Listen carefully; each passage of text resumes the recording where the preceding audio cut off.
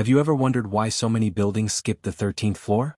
I used to think it was just superstition, something about bad luck and haunted legends that architects avoided. Now, I wish that was all it was. My name is Vanessa, and I've learned firsthand that sometimes there really are floors we aren't meant to enter. My story begins on the day I discovered the hidden 13th floor of my university's research building, a place no one talked about and no one dared to explore.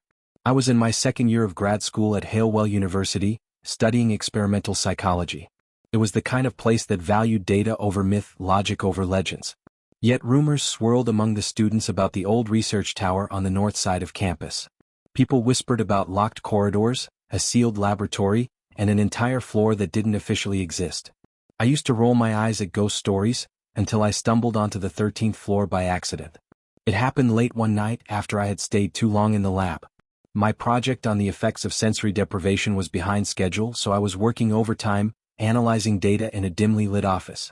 By the time I packed up my laptop, the building was nearly empty. A heavy rain lashed the windows and thunder rumbled in the distance. I hurried to the elevator, feeling the weight of exhaustion press down on me.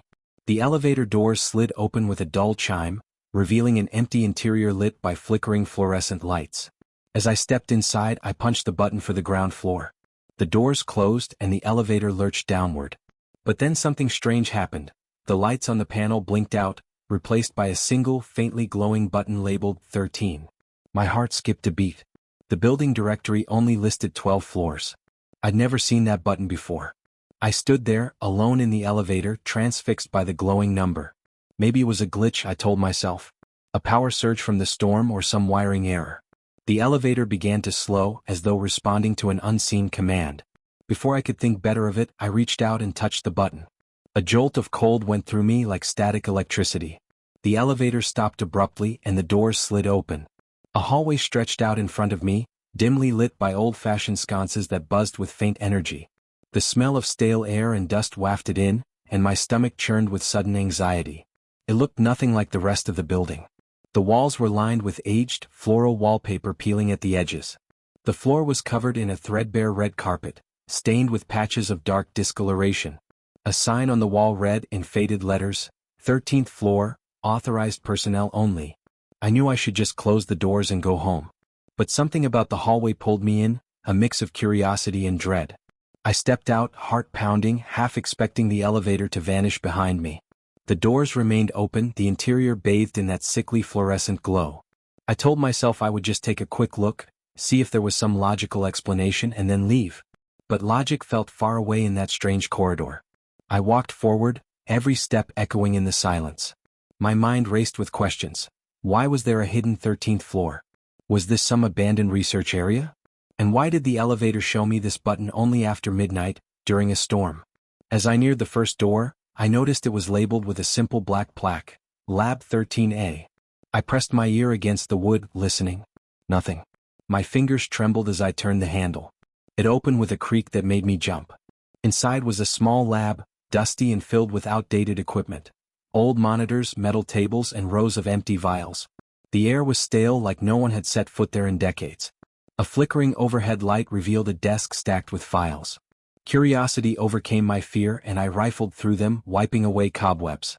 One file caught my eye, Project Mirror Mind. It contained notes on an experiment that seemed part psychological, part paranormal. The data logs were full of references to temporal distortion, residual haunt phenomena, and repeated mentions of 13. My pulse quickened as I realized that these documents were dated from the 1960s, around the time Halewell University expanded its research programs. Then I found something even more unsettling, a single photograph of a group of researchers standing in front of a large, windowless room. They looked exhausted, their faces hollow. One figure in the photo, a woman with dark circles under her eyes, clutched a clipboard. Scrawled on the back was her name, Dr. Meredith Crowley. I recognized that name from a campus legend. Dr. Crowley was rumored to have led secret experiments that drove her research team insane. The story went that she was obsessed with the concept of capturing the essence of fear. Some said she tried to open a portal to another dimension. Others believed she simply lost her mind. The official record stated she and her team resigned suddenly and vanished without a trace. But here I was, holding evidence that they worked on the 13th floor.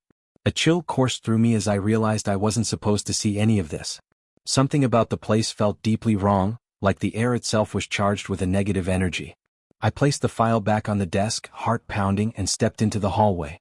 My gaze flickered toward the elevator, still open. I wanted to run for it, but a distant sound froze me in place. A low, humming drone coming from deeper within the corridor. Against my better judgment, I followed the sound, each step echoing on the worn carpet. The corridor turned, leading to a set of double doors marked, Experimental Ward. The humming grew louder, mixed with a crackling static like a poorly tuned radio. I pushed the doors open and found a large chamber with metal gurneys, monitors, and heavy restraints. The overhead lights flickered, casting dancing shadows that made the entire space feel alive. At the center of the room was a massive cylindrical device, something that looked part MRI machine, part electric chair. Thick cables snaked across the floor, connecting it to ancient computers lined against the wall. As I approached, I noticed a plaque on the device, Mirror Mind Conduit. My stomach turned as I recalled the references in the file. This must have been the heart of Dr. Crowley's experiments. The humming seemed to emanate from the machine, growing louder with every step I took. I felt drawn to it as though an invisible force was pulling me closer. My instincts screamed to get out, but my feet kept moving, compelled by a morbid fascination. I ran my hand over the cold metal surface, and the machine whirred to life. The monitors on the walls blinked, lines of old code streaming across their screens. A faint glow appeared inside the cylinder, like a swirling mist trapped within. Then a face emerged, pale and distorted, flickering like a television signal. It was the face of a woman, eyes wide in terror. Her mouth opened in a silent scream, and the machine's hum intensified into a deafening roar. I stumbled backward, nearly tripping over a cable. The monitors flashed violently, and the lights flickered overhead. I felt something brush past me, a cold presence, intangible yet undeniably real. The double doors slammed shut. My heart pounded so hard I could barely breathe. The woman's face in the machine contorted, and then she vanished. In her place, a single word flashed on the monitors, "Stay." That was the moment I realized I had stumbled onto something far beyond normal science. Panic seized me. I sprinted back to the corridor, flinging the double doors open with a crash. The hallway stretched before me, impossibly longer than before, as though it had grown. Doors lined the walls, each with a small, grimy window. Behind each window, I glimpsed fleeting shapes, shadowy figures moving, twisting in unnatural ways. My breath caught in my throat. It was like a nightmare had come to life. Somehow, I managed to reach the elevator. My fingers stabbed the closed door button repeatedly, and at last the door slid shut. I expected the panel to show a normal floor listing, but it still only had that faintly glowing 13. With trembling hands, I pressed the ground floor button again. This time the elevator shuddered, the overhead light flickering wildly. Then it began its descent. My ears popped and a crushing pressure weighed on me.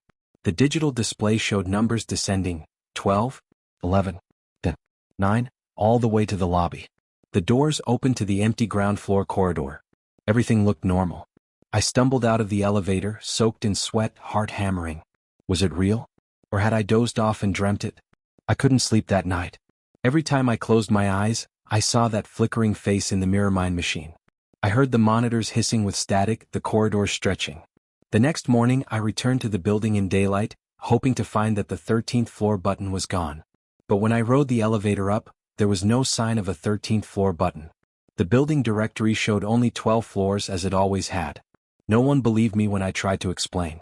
My friends laughed nervously, telling me I must have dozed off. But I knew the truth. Something was lurking on that hidden floor, sealed away from the world. I tried to put it out of my mind, burying myself in coursework and ignoring the nightmares that plagued me. For a while, it almost worked, until the day I found a dusty file slipped under my office door. It was labeled, The 13th Floor Experiment. Inside, I found more notes, more references to Dr. Crowley and Mirror Mind. Someone wanted me to continue reading. Against my better judgment, I pored over every page. The notes described how Dr. Crowley believed certain frequencies of fear could be harnessed, allowing her to open a doorway to the other side. Her team had built the Mirror Mind conduit to trap and study these frequencies, but something went horribly wrong. Participants reported seeing apparitions, hearing disembodied voices, and experiencing shifts in reality. Then the entries abruptly stopped. The last page read in shaky handwriting, "We opened the door. Now we can't close it." I decided I had to do something, if only to lay my own fears to rest. I started researching campus archives, scouring old records and interviewing retired professors. Most were tight-lipped, claiming ignorance or feigning disinterest. But one aging janitor, Mr. Alvarez, finally admitted he'd heard rumors about the 13th floor. He recalled being a young custodian in the 1970s when a section of the building was sealed off overnight. He said he saw men in dark suits carrying out large crates labeled hazard. He also remembered hearing screams from behind locked doors. When I asked him if he ever went up there, he shook his head, eyes haunted. "They said it was for our safety," he whispered. I never went back. Encouraged by this small confirmation, I dug deeper. A reference librarian uncovered a half-burned newspaper clipping from 1965, describing a tragedy on campus. 4 research students found dead under mysterious circumstances, their faces contorted in terror. Their bodies were discovered in a hidden lab, though the article never mentioned the 13th floor. The building's official statement claimed it was a gas leak. But the clipping ended with a cryptic note. Officials refused to comment on rumored involvement of Dr. Crowley's project. The more I learned, the more I felt an odd pull to return to that floor. Fear warred with curiosity in my mind. The nightmares intensified as though the building was calling out to me. I began sleepwalking, waking up in strange places with no memory of how I got there. One morning, I found a faint imprint of the number 13 on my wrist, as if pressed by a stamp. My reflection in the mirror looked gaunt, eyes sunken. I had to know what was happening to me, what was happening to anyone who dared to meddle with the 13th floor. So I formed a plan. I'd gather a few brave colleagues to come with me, to document whatever we found. I confided in 2 fellow grad students, Jacob and Anya, who were open to the possibility of something supernatural. They agreed, albeit reluctantly, to help me investigate. We met on a stormy Friday night. Of course it had to be a stormy night, armed with flashlights, recording devices, and a portable EMF meter I borrowed from the parapsychology department. We rode the elevator together, hearts pounding. At first, the panel looked normal, but as soon as the elevator rose above the 12th floor, the lights flickered and the dreaded 13 button appeared again. We exchanged nervous glances. Anya pressed it. The doors opened onto the same dim corridor I'd seen before. Except this time the air felt heavier, charged with a sense of anticipation. Our flashlights cut through swirling dust motes, illuminating the peeling wallpaper and stained carpet. We made our way to Lab 13A, finding it just as I'd left it, old files scattered on the desk, equipment coated in dust. Jacob flipped through the documents, muttering curses under his breath. He pointed out references to dimensional bleed and negative energy accumulation. None of it sounded comforting. Then we heard a distant hum. The same static-laced drone I'd heard that first night. It led us down the corridor to the double doors of the experimental ward. They creaked open under our push, revealing the mirror-mind conduit at the center of the chamber. The monitors sparked to life, glitching with lines of code. Anya gasped, shining her flashlight on a large crack in the machine's casing. "This looks like it's been tampered with," she said, voice trembling. "Maybe that's how it started." As we approached, the lights in the room flickered and the hum grew louder. I felt a wave of nausea, as though reality itself was shifting. Jacob set up his camera, determined to document everything. Anya tried to take EMF readings, but the device spiked uncontrollably. Then the overhead lights went out, plunging us into darkness. My heart thundered in my chest. In the faint glow of our flashlights, I saw something move across the room, a shadow, tall and distorted, sliding along the walls. "Do you see that?" Jacob whispered, voice shaking. We all nodded, terrified. The shadow circled the mirror-mind conduit as though it were guarding it. Then it darted toward us and our flashlights flickered wildly. An oppressive force pressed against me like a giant hand squeezing my lungs. I struggled to breathe, dropping to my knees. Jacob let out a strangled cry, clutching at his throat. Anya screamed as her flashlight flew from her grip, skittering across the floor. In the strobing light from the monitors, I saw the swirling mist inside the conduit again. The face of that woman appeared, pale, desperate. Her lips formed words I couldn't hear, but I sensed she was warning me. Then, with a crackle of static, her image vanished. A deafening screech tore through the room, and the floor beneath us seemed to ripple. The walls pulsed as though they were alive, shifting and elongating. Doors appeared where there were none, windows blinked in and out of existence. It was as if the 13th floor was twisting into a labyrinth of nightmares. We tried to run, but the corridor seemed endless, turning in on itself. At one point, we found ourselves back in Lab 13A, even though we had gone in the opposite direction. Anya was hyperventilating, tears streaming down her face. Jacob gripped the camera like a lifeline. "We have to get out," he kept saying. "We have to get out now." But there was no sign of the elevator. Every hallway led to more locked doors or dead ends. Then we stumbled upon a room labeled Observation Chamber. Inside were rows of chairs facing a large glass window. On the other side of the glass was a padded cell, dimly lit by a single overhead bulb. A figure stood inside, wearing a tattered lab coat. As we watched, the figure turned, revealing a gaunt face with hollow eyes. It was Dr. Crowley. I recognized her from the old photograph. Except she looked decades older than she should have been in 1965, her hair white, her skin sagging as though she'd aged beyond her years. She moved toward the glass, raising a bony hand to touch it. Her lips parted, but no sound reached us. Then I realized the overhead speaker in the chamber was turned off. I flicked the switch and a rush of static filled the air. Through the distortion, her voice emerged, raspy and broken. "It's too late. The door is open." My blood ran cold. I pressed the intercom button, stammering, "Dr. Crowley? What happened here?" She looked at me with sorrowful eyes, her face contorting. "We wanted to harness fear," she whispered. "But fear became a doorway," something answered. "We couldn't close it." A wave of static cut off her voice. The overhead bulb in the padded cell flickered, and then she was gone. The cell stood empty. A single phrase burned onto the wall: "We remain." Anya sobbed, backing away from the window. Jacob stared, wide-eyed, as the entire room began to shake. The overhead lights sputtered. The corridor outside was now filled with swirling shadows, shapes that whispered our names. I felt something brush against my arm, icy, intangible fingers. A deep dread settled in my stomach. We had to escape or we'd end up trapped here forever. We sprinted down the corridor, ignoring the locked doors and ghostly apparitions that flickered in our periphery. Finally, by some stroke of luck, we saw the elevator at the end of a hallway. The doors stood open, beckoning. We rushed in, slamming the close button. The elevator lurched, the overhead light dimming to a sickly glow. The control panel flickered, and for a terrifying moment, it looked like it would refuse to move. Then, with a groan, it started descending. The numbers on the display glitched, cycling through random digits, but eventually we reached the lobby. The doors opened to the bright fluorescent lights of the main floor, everything looking painfully normal. The three of us stumbled out, drenched in sweat and trembling. It was nearly 3 a.m., and the security guard at the front desk gawked at us in confusion. We didn't stop to explain. We just bolted out into the rain, hearts pounding. None of us spoke until we reached a nearby diner, where we huddled in a corner booth, trying to make sense of what had just happened. Anya insisted we destroy the footage, terrified of drawing whatever lurked on the 13th floor into our lives. Jacob argued we needed proof, that we couldn't just pretend it never happened. I felt torn, guilt gnawing at me for leading them into that nightmare. In the end, we decided to keep the footage secret, at least for now. The next day, we found that the entire memory card was corrupted, the images reduced to static and distorted frames. It was as if the 13th floor had erased itself from our devices, refusing to let the outside world see its secrets. Jacob swore he'd back up the files next time, but a part of me was relieved.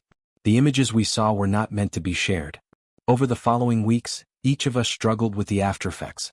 Anya dropped out of the research program, claiming she could no longer focus. She moved back to her hometown, citing stress and burnout. Jacob had nightmares so severe that he sought counseling, but he never told his therapist the whole truth. I couldn't blame him. How do you explain a floor that shouldn't exist, haunted by the remnants of a failed experiment? As for me, I couldn't shake the sense that something had latched onto us. I'd see fleeting shadows in the corner of my eye, hear whispering voices at night. I even found the number 13 scrawled in chalk on my office door, though no one admitted to doing it. Driven by a mix of terror and obsession, I kept researching. I uncovered scattered references to other secret floors and buildings around the country, each with stories of vanishings and inexplicable phenomena. It was as though these floors existed outside normal space, tethered by the fear and curiosity of those who dared to enter. A horrifying pattern emerged. Each location was linked to a team of researchers trying to tap into some deeper layer of reality, only to unleash something that refused to go back. I suspected Dr. Crowley's experiment was just one piece of a larger puzzle. One night, I returned to my office to find a single sheet of paper slipped under the door. It read, "You open the door. Finish the experiment." I felt a surge of dread, but also a strange resolve. Maybe the only way to end this was to do what Dr. Crowley couldn't: shut down the mirror mind conduit for good. I called Jacob, who hesitantly agreed to join me for one last trip. He wanted closure as much as I did. We decided we had to sabotage the machine, destroy it if necessary. We planned meticulously. We'd bring tools to dismantle the device, along with protective gear, flashlights, and extra batteries. It felt absurd, like preparing for a mission into another dimension, but that was exactly how it felt. Under the cover of another stormy night, we entered the building and rode the elevator up. This time, the 13th floor button glowed immediately. My stomach lurched. The elevator shuddered, then opened onto that familiar corridor. We stepped out, determined not to linger. As soon as we set foot on the floor, we felt it, an oppressive heaviness as though the air itself were alive. The hallway lights flickered and the walls seemed to warp. We rushed to the experimental ward where the mirror mind conduit stood. The monitors flashed on, lines of code scrolling in rapid bursts. We set to work, prying open panels and cutting wires. Sparks flew and the machine whined in protest. The swirling mist inside the cylinder churned violently, shapes coalescing and dissolving. The entire floor shook as if in agony. Then a voice echoed through the speakers, distorted and booming. "You cannot destroy what you do not understand." The overhead lights strobed, and the corridor outside filled with shadowy figures, flickering like a broken film reel. Jacob shouted over the roar, "Keep going." I yanked out more wires, pulling out circuit boards. The mirror mind conduit sputtered, its internal glow flickering. A deafening howl filled the room, and the shapes in the corridor surged toward us, faces contorted in silent screams. It was as though every tortured soul ever trapped by the machine had come for us. In a final act of desperation, I grabbed a metal rod and jammed it into the conduit's core, hoping to short-circuit it. A shower of sparks erupted, and the lights burst in a hail of glass. For a heartbeat, everything went silent and dark. Then an otherworldly shriek tore through the air, and the machine exploded in a burst of blinding white light. Jacob and I were thrown across the room, slamming into the wall. My ears rang and pain shot through my body. When I came to, the corridor was dark and still. The monitors were dead and the mirror mind conduit lay in twisted ruins. Jacob groaned beside me, but he was alive. We limped to the elevator, praying it would still be there. By some miracle it was. We descended in stunned silence, hearts pounding. When we reached the lobby, everything was quiet. Dawn was breaking and a soft light filtered through the glass doors. The security guard was nowhere in sight. We stumbled outside, the storm clouds parting overhead. In the following days, rumors spread that part of the building's electrical system had blown, causing a temporary closure of several floors. But no one mentioned the 13th floor. When I tried to show someone the elevator panel, it looked normal, no hidden button. I heard from a custodian that the upper floors had been sealed off for repairs, but he refused to talk about it further. Jacob and I visited Anya, telling her we'd destroyed the machine. She cried with relief, but we all knew some things can't be undone so easily. My nightmares persisted, though less frequently. Sometimes I'd dream of Dr. Crowley standing in that padded cell, telling me the door was still open. Sometimes I'd see the swirling mist, the flickering face. But I no longer felt the same overwhelming pull to return. It was as if we'd severed the connection enough to keep it at bay, at least for now. Still, I can't help but wonder if the 13th floor truly vanished or if it's lurking behind the scenes, waiting for someone else's curiosity to awaken it. There are nights I wake up to the sound of humming static, certain that if I open my eyes, I'll find myself back in that corridor, the peeling wallpaper beckoning me to explore. I keep telling myself we did all we could, but a lingering doubt remains. Did we close the door or did we merely shatter the lock, leaving it open in ways we can't understand? That question haunts me every day. After all, fear is powerful. And where there is fear, there may be a doorway. So I ask you, if you ever find yourself alone in an elevator and see a button for a floor that shouldn't exist, would you press it, or would you turn away? Let me know in the comments below. I'm dying to hear your thoughts.